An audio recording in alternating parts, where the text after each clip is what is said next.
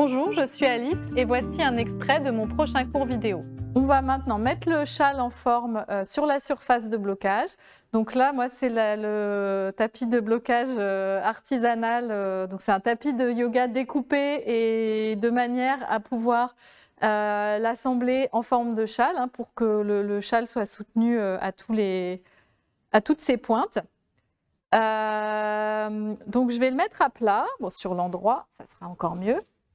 Je vais le poser à plat sur la surface de blocage et je vais, alors si je n'ai que des épingles, avec des épingles, je vais bien marquer les coins, bien faire étaler, bien mettre à plat la bordure, voilà, la pointe. Je peux utiliser, donc je vous en parlais tout à l'heure, c'est hyper pratique. Je peux aussi utiliser donc ces petits câbles en inox, je pense que c'est de l'acier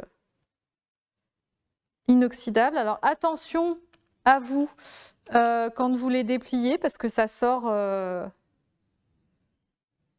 hop, ça sort, des fois ça se déplie un peu d'un coup, donc attention les yeux, voilà. Et donc ces câbles, je vais les glisser le long des bords de mon châle. Donc il y en a de différentes longueurs. Je vais les glisser et je vais les épingler sur ma surface de blocage. Donc, je vous montre déjà cette technique. Donc ce que je fais, c'est que je vais piquer vraiment dans ma bordure.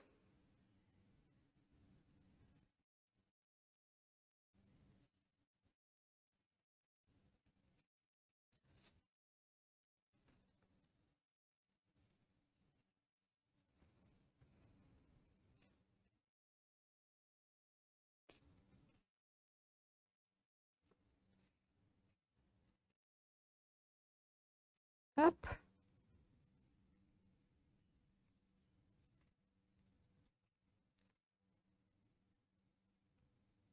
Ça, vous pouvez, si vous bloquez par exemple un cardigan, vous pouvez les utiliser pour le long de la boutonnière, si vous voulez.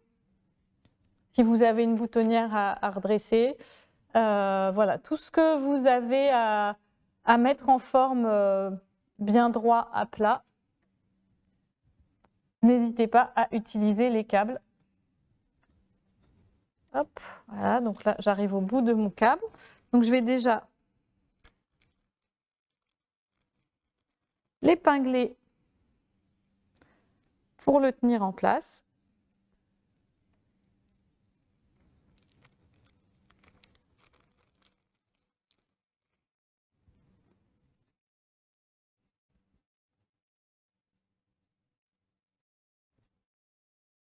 Voilà, alors attention, on peut tirer dessus, le tricot. Vous pouvez tirer dessus si le châle, vous avez besoin de vraiment, si vous le trouvez un peu petit, un châle par exemple, on peut vraiment jouer, tout ce qui est dentelle, on peut y aller.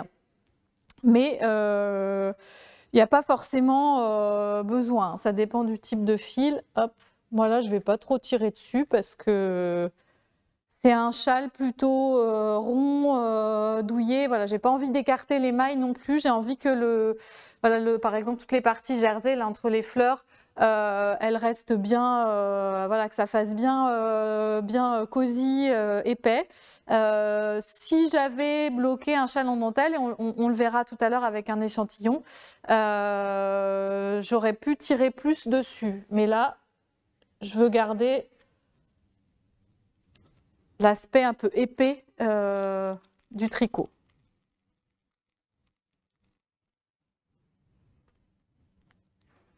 Hop. Donc là, je peux soit enchaîner avec un deuxième câble, si j'ai envie, que je peux mettre à la suite. Je peux en mettre plusieurs, quand j'ai une très très longue surface, je peux en mettre plusieurs d'affilée. Ou je peux utiliser donc, des épingles, si je veux. Je peux aussi épingler directement mon tricot à ma surface de blocage, à mon tapis. Ou alors, je peux utiliser, vous voyez, ces peignes de blocage. Là, j'en sors quelques-uns.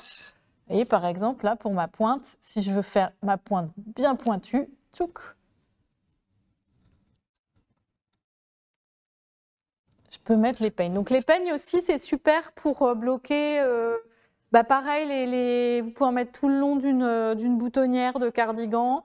Pour les cols aussi, c'est pas mal, hein. On peut en mettre tout du long. Voilà, c'est un outil assez sympa. Si cet extrait vous a plu, retrouvez-le en intégralité sur artesane.com.